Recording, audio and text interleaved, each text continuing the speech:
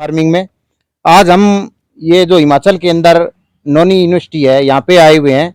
और ये हमारे जो सदलपुर में केवीके है वहाँ से डॉक्टर नरेंद्र जी ने लगभग 35 प्रगतिशील किसान जो उस एरिया के अंदर है यहाँ से नई टेक्नोलॉजी सीखने के लिए आज नोनी यूनिवर्सिटी में आए हुए हैं। तो नोनी यूनिवर्सिटी में सभी किसानों का स्वागत है।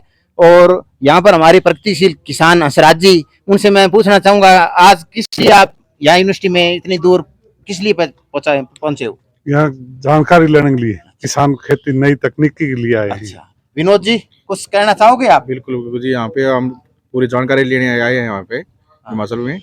और हमारी देखते हैं खेती यहाँ पे कैसे होती है और हमारे कैसे होती है, इसके आधार पे हम यहाँ पे आए हैं किसान सारे। और कोई हाँ राहुल जी। हाँ जी, हम ये जो प्राकृतिक खेती है ना इसके बारे में जानकारी लेने के लिए है ताकि लोग राहुल जी प्रगतिशील किसान है। इन्होंने पहले 20 एकड़ में किन्नू का बाग और कई प्रकार की नींबू की और बागवानी करते हैं और बहुत ही मेहनती किसान है। तो मैं इनसे और पूछना चाहूंगा कि आप अब नई आगे की क्या प्लानिंग है आपकी? प्राकृतिक खेती करने की। हाँ, राहुल जी कह रहे हैं कि मेरी अब प्राकृतिक खेती की तरफ रुचि बढ़ी है और मैं इस जहर मुक्त खेती के अभियान में शामिल हुआ हूँ और मैं कुछ नया करना चाहता हूँ। तो ये नए युवा है आज के प्रगतिशील जो कि देश के नए राष्ट्र का, नए भारत का निर्माण करने में पदार्पण कर रहे हैं। तो आत्माराम जी है हमारे, ओम प्रकाश जी हमारे सबसे सीनियर साथी हैं और बुजुर्ग होते हुए भी बहुत प्रगतिशील किसान है। इन्होंने अपने वहाँ खेत में अमरूद के बाग लगाए हुए हैं और साथ में किन्नू के बाग हैं।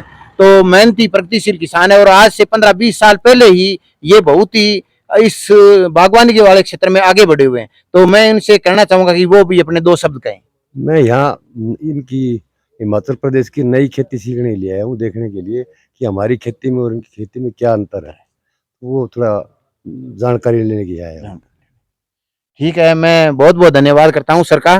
तो सभी किसान साथियों, मैं यही चाहता हूँ, परमपिता परमात्मा से दुआ करते हैं कि सभी किसान साथी यहाँ आए, कुछ नया सीखें और हम आगे इसके बारे में हमारी ये प्लानिंग है कि हम सभी मिलकर और जहर मुक्त खेती को छोड़ के, जहर वाली खेती को छोड़ के जहर मुक्त खेती की तरफ बढ़ेंगे और प्राकृतिक खेती से हमारे देश का भविष्य और हमारे परिवार का और हमारे समाज का स्वास्थ्य को अच्छा कर सकें, ऐसी हमारी आशा है। हमारे साथ में प्रगतिशील किसान राजेश जी हैं, इनसे भी मैं कुछ जानना चाहूंगा।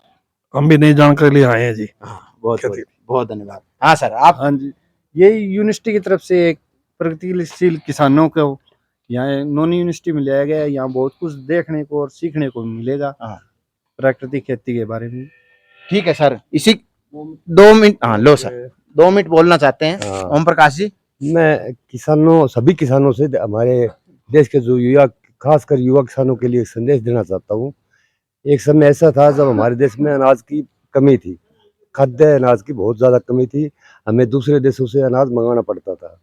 उसकी पूर्ति करने के लिए हमारे वैज्ञानिकों ने नई नई रिसर्च करी, नई खोज करी, नए बीज निकाले और उसमें उर्वरक डालना सिखा दिया। और हम किसानों ने वो उर्वरक की इतनी डोज बढ़ा दी कि हमारे अन्न की जो क्वालिटी थी उसको हमने बिगाड़ दिया। तो उस क्वालिटी को अब दोबारा उसी रास्ते पे लेने के लिए हमें ऑर्गेनिक खेती, प्राकृतिक खेती को ध्यान देना चाहिए। धन्यवाद। बिल्कुल बिल्कुल, कितनी अच्छी बातें हमें ओम प्रकाश जी ने बताई है। तो हम सभी इनके दिखाए रास्ते पर चलेंगे और आगे हम अपने राष्ट्र के स्वास्थ्य के लिए और अच्छे निर्माण के लिए हम हमारे ये पथ पर सकते हैं। हम इन्हीं बुजुर्गों के कितने अच्छे विचार हैं, इन्हीं के विचारों पर चलते हुए जो किसान है वो आगे बढ़ेंगे। धन्यवाद, नमस्कार साथी।